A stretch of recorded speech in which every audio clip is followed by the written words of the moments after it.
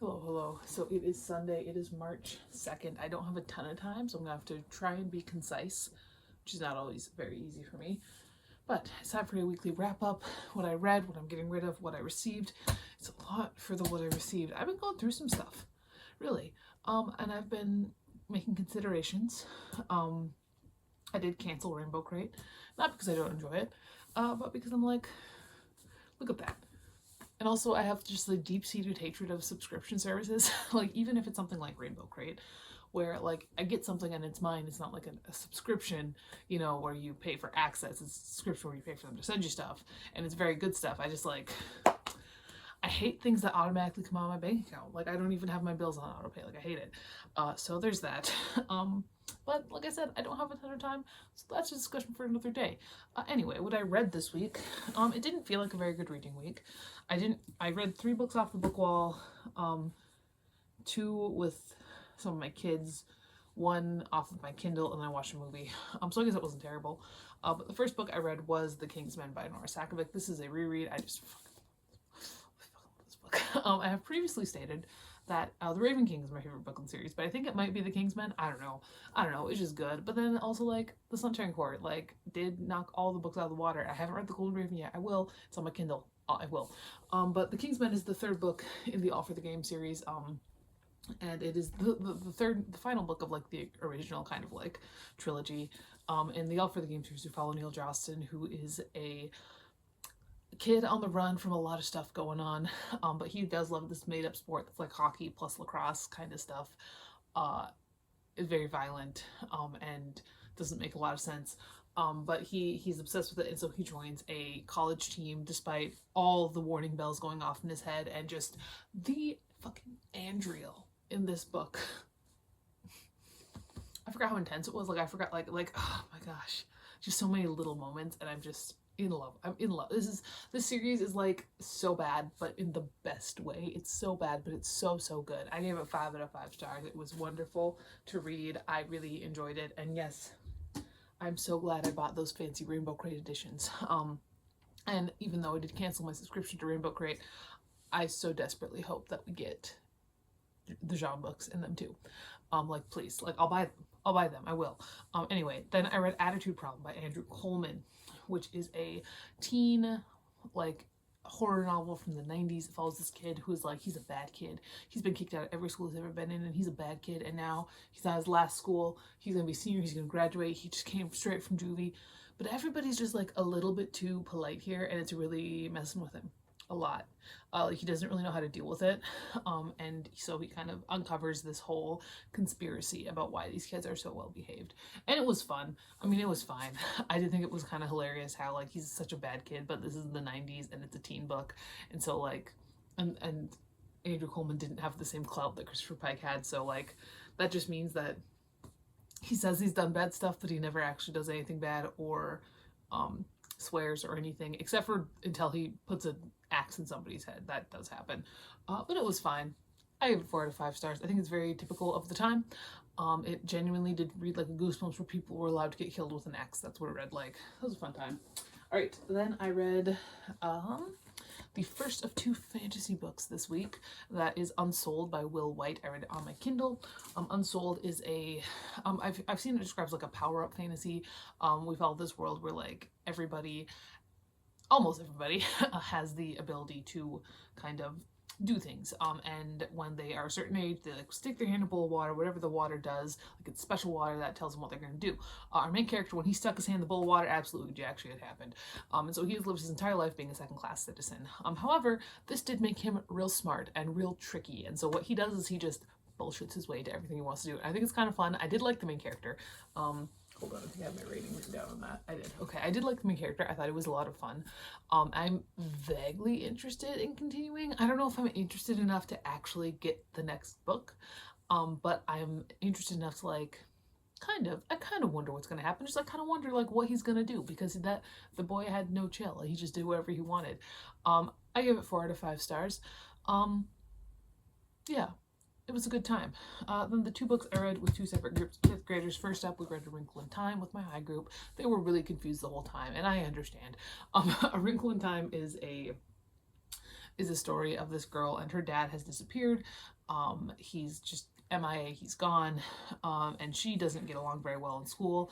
And one day she goes into space with this kid from her school and her little brother, who everybody thinks has a mental disability, but he doesn't. They just think that. I read this as a kid. I don't think I understood it as a kid. All I remember was the giant brain. The giant brain's kind of fun. That's how it is. I do remember when I was in like 4th grade, our teacher reading this to us, and then we watched the movie. It was obviously the old movie at that point, because I was in 4th grade in like 2007 or something. I don't remember. 4th grade, I was 10. I was 9. I was 9 in 4th grade. It would have been 2006. So 2006, 2007. So there's that. Then with another group, we read Full Tilt, which is fun, and it's a little edgy, and it's a little spooky. This is a book that actually, when I was teaching high school, the 5th grade teacher at my school used to read to his 5th graders. And so sometimes, I'll have a group read it. They get to pick their books. I give them a selection, they pick from it. The one group picked this. It's very didactic, but it is an adult book. I think it's not Neal Shusterman's best, but I think it's a solid one, It does follow, didn't tell you the plot. It follows this kid named Blake, who he's the oldest of 2 siblings, and his younger brother, Quinn, is just absolutely off the rails, like insane. And you learn the farther you go that Quinn is like this, because he is deeply suicidal, has a lot of problems. But Blake is just like over it. But they end up going to this carnival that's like takes place inside your head, and it's very metaphysical and all that stuff. It's a fun time. I enjoy reading it every time I do. So there was that. Then what I did watch yesterday, I watched Back to the Future. I watched it on VHS, and let me tell you, this VHS is in the best shape I've ever seen in my entire life. I watched a lot of VHS tapes. A lot of them are not in great shape anymore, seeing as it's 2025. This one, beautiful, beautiful shape. Enjoyed it. I've seen this movie before, sort of. Like, my little sister was obsessed with it when she was like 7. So like I've seen parts of it over and over and over again. It's a good movie, like it's a very good movie. I don't have much to say about it. Like it's fine. It's there. It's good. I'm going real fast. I don't have a lot of time, and I got a lot of books to haul. So the last book I read was A Wizard's First Rule by Terry Goodkind. And I liked it more than I want to. So it took me a while to get into it. The first couple, like the first 100 pages, I was like, Jesus fucking Christ, I've got 500 more pages of this, and it's so boring, and it's so bad, and I just cannot stand it. But I started getting kind of into it, and yet then it kind of made me really sad, honestly. No, this is, Terry Goodkind has really a poor reputation among when we're looking at fantasy, because he is the man's not shy about what he's kind of into in a lot of ways, and he does use a lot of the shock factor, but I am not lying. I think the first moment I really got into this was when they're like, so why is all the red fruit poisonous? And the answer given is just a single sentence, just like, children like red fruit. It was like, oh Jesus. Like, wow, okay, we're going there. And he does really go there. He goes there every single time with everything. It's not bad. It's not a bad book, and I think that it is easy to get into. It's not easy to get into. It's easy to kind of eventually get into if you are a completionist and you're gonna finish it whether you like it or not. I think it'd be very easy for people who are used to DNFing to just DNF this at like 50 pages or 30 pages or after the first chapter. But I read the whole thing.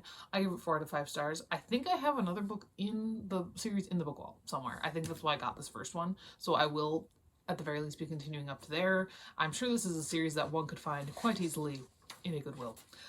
So that might be what we do. So there's that. This is what I read and watched last week. Obviously, I'm keeping this. I paid too much money to ever get rid of that. I'm gonna get rid of this. These are not mine, so they'll just go right back to school. I'll put them in my backpack. Keeping this, and I think I'm gonna also get rid of this. I do really like this Tor hardcover. I think it's fun. It's really like classic fantasy, but I also do know that like I don't have a ton of time, and I know that if I keep this, I'm just gonna unhaul it at the end of the year. So I'm unhauling it now. We're just doing it now. So you may have noticed that the book wall is looking quite messy, and that's because I'm just based on how I'm doing my TBRs as of this exact moment, because things do change rapidly. Based on how I'm doing my TBRs at this exact moment, I figured it doesn't care if it's fucking pretty, it just cares that they're all kind of in one spot. So I've been just slowly moving all the books that are like right next to me, because I've got like a bunch of stacks right next to me, back into there. And so moral of the story is, I don't know how this is going to work with all these books, but first up, I did get 2 DVDs. I picked up The Darkest Minds, and I also picked up Bottoms. So I've got these, and they will be, I don't know, watched at some point in my life that forever seems too short for this. And then I did start, I don't know what it was last week. There was like a moment where I was like, I gotta get all those enemy books in hardcover. So I just ordered a bunch of them on eBay. And I'm gonna have to take the plastic off of a lot of these. I haven't yet, but I did get The Sacrifice, which is book something 3. This is book 3, I believe. I got a lot of them in a lot, so there are some repeats. I got the one that I already had, The Enemy, but I'll reread it. What the hell? I got The End, which does come with Jordan Corden's battle map inside, which is great. That's the last book, if that wasn't clear. The Fallen, which is book 5. I'm gonna do all those right now just because. Oh, this one made me mad because it said it didn't come with the dust jacket, and I need it with the dust jacket. That's the Hunted book 6. So I am short one. I thought I have them all now, but I'm short one because I have the Hunted without a dust jacket. It makes me really mad. The Fear is book 4, maybe, or is this one book 3? I don't know. The Fear. All of them have the black sides. I love it. I love it. I love it. And then The Dead, which is book 2, which honestly I think is my favorite in the series. I don't know. I'll be doing a lot of rereading of this in the near future. Oh, and then there was also A Favorite Wreck of the Enemy, which came with a couple of the other ones. I think it came with the 2 non-library copies that had dust jackets. All right. So then I did publish a book, and it came in, and I'm so excited. It is Kaz at the Approach. This is them. The cover's done by the same girl who did my Guillaume cover. I don't like it quite as much as I like Guillaume's, but I like it well enough. I'm gonna read the back to you because it's super fun. It's culty. If Guillaume was my Lord of the Flies, this is my Catcher in the Rye, is what we're saying here.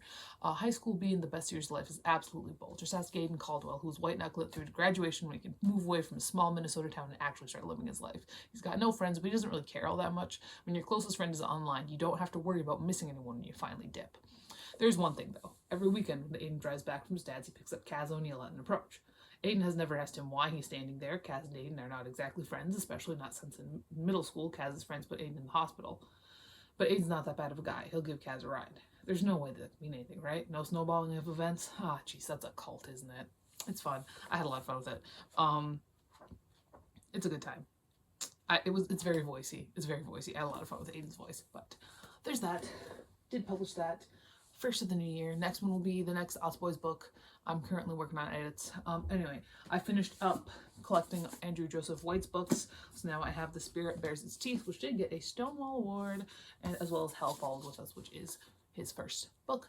I have not read Compound Fracture yet, but I just really love the cover. I just feel like I had to. I felt like I had to. I don't know. I was going through something last week, I think. My Rainbow Crate came in. I do have the March one coming, because I did just cancel it after the March one renewed, which is what was like, hey, wait, I should cancel that. But there was Of Love in Libraries by Brenna Bailey, as well as Upside Down by N.R. Walker, which is super asexual, which should be interesting. There's that. I did also pick up Deep Cuts by Holly Brickley, which I picked up because I heard it was like about like the early 2000s music scene. I'm like, sign me up. I just read Where Are Your Boys Tonight. I'm into it. It's also not straight, which I can enjoy.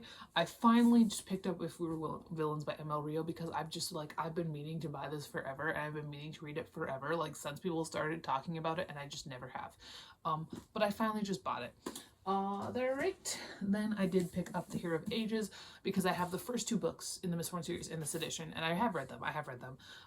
But they were in like crappy little paperbacks. So I have recently bought the first. I think starting last year, or the year before, I was like, I should just buy Brandon Sanderson in the nice big editions because I do enjoy him as much as I would like to not admit it.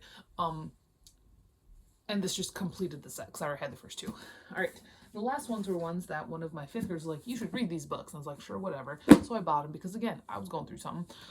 They All Had a Reason by Michelle Leathers, which is A Rumor, a Secret, a Lie, a Murder, and How to Kill Your Family by Bella Mackie. So these are some weird recommendations from an 11-year-old girl, I think, actually. But there's that. That's what I received. I did get this done with like 10 minutes to spare. Look at that. That's everything. I'll talk to you later. I got stuff coming yet. So the book hauls will still be on. Like I said, I don't know. I've been thinking a lot recently. And I did delete my wish list, my Amazon wish list. I did. Because I was just using it as a shopping list whenever I wanted to. And like, we see this.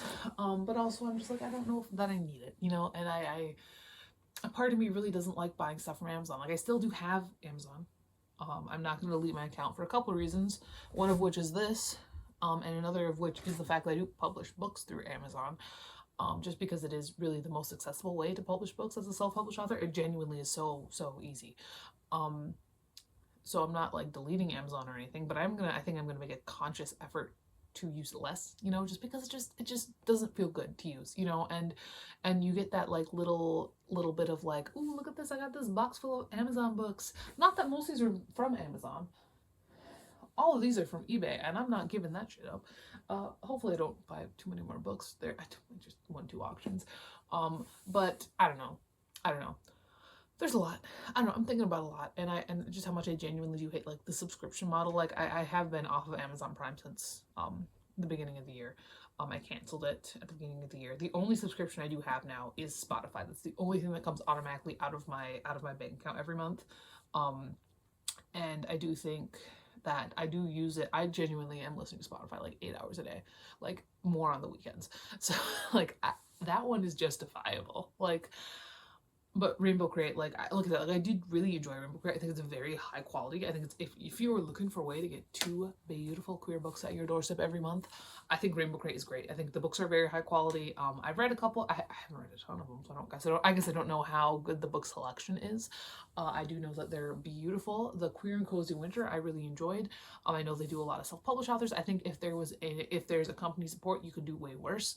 I just like don't need it, you know. I just don't like having stuff come out of my bank account. I hate the subscription. I hate the subscription model. I do hate the I hate auto pay. I hate that whole thing.